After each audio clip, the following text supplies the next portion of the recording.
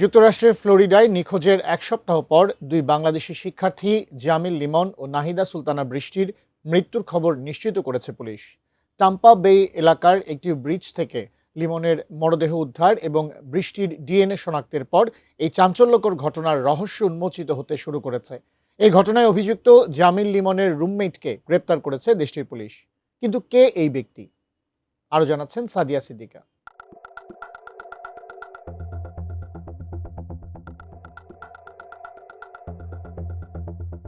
উচ্চশিক্ষার রঙিন স্বপ্ন নিয়ে যুক্তরাষ্ট্রে পাড়ি জমিয়েছিলেন দুই বাংলাদেশি মেধাবী শিক্ষার্থী জামিল লিমন ও নাহিদা সুলতানা বৃষ্টি। কিন্তু সেই স্বপ্নের করুণ সমাপ্তি ঘটল ফ্লোরিডার টাম্পায়।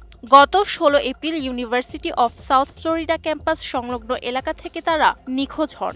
দীর্ঘ এক সপ্তাহের উৎকণ্ঠা আর তল্লাশির পর অবশেষে তাদের মৃত্যুর খবর নিশ্চিত করেছে সাউথ ফ্লোরিডা বিশ্ববিদ্যালয়ের পুলিশ বিভাগ।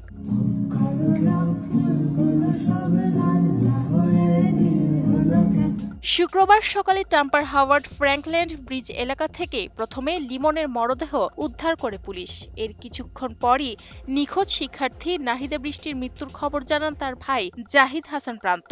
শনিবার সকালে ফেসবুকে এক আবেগঘন স্ট্যাটাসে তিনি বোনের মৃত্যুর খবর নিশ্চিত করে জানান পুলিশ তাকে ফোন করে এই দুঃসংবাদ দিয়েছে। বৃষ্টির পূর্ণাঙ্গ মরদেহ এখনও পাওয়া না গেলেও লিমনের রুমমেটের বাসার ভেতরে রক্তের মধ্যে পাওয়া নমুনার সঙ্গে বৃষ্টির ডিএনএ মিল পাওয়ার কথা জানিয়েছে কর্তৃপক্ষ।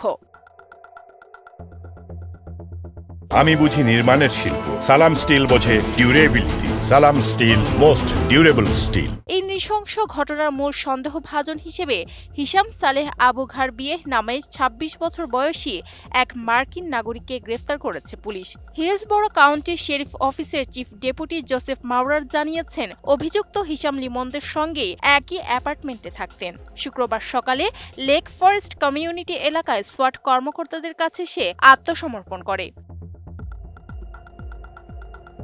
হিশামের বিরুদ্ধে এখন পারিবারিক সহিংসতা, অবৈধভাবে আটকে রাখা, তথ্য প্রমাণ নষ্ট করা এবং মৃত্যুর খবর গোপন রাখা সহ বেআইনিভাবে মৃতদেহ সরানোর অভিযোগ আনা হয়েছে।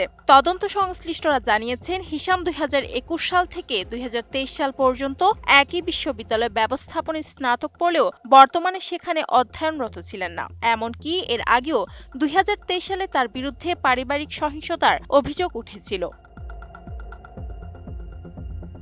নিহত জামিল লিমন ও নাহিদা বৃষ্টি দুজনেই অত্যন্ত মেধাবী ছিলেন। জামিল ভূগোল ও পরিবেশ বিজ্ঞান বিষয়ে পড়ছিলেন এবং বৃষ্টি কেমিক্যাল ইঞ্জিনিয়ারিংয়ে পিএইচডি করছিলেন। বৃষ্টি নোয়াখালী বিজ্ঞান ও প্রযুক্তি বিশ্ববিদ্যালয়ের ১৩তম ব্যাচের সাবেক শিক্ষার্থী ছিলেন। গত ১৬ এপ্রিল সকাল ৯টার দিকে শেষবারের মতো দেখা গিয়েছিল জামিলকে। তাদের কোনো খোঁজ না পেয়ে ১৭ এপ্রিল পুলিশে অভিযোগ করেন এক পারিবারিক বন্ধু। এরপরই শুরু হয় চিরুনি অভিযান।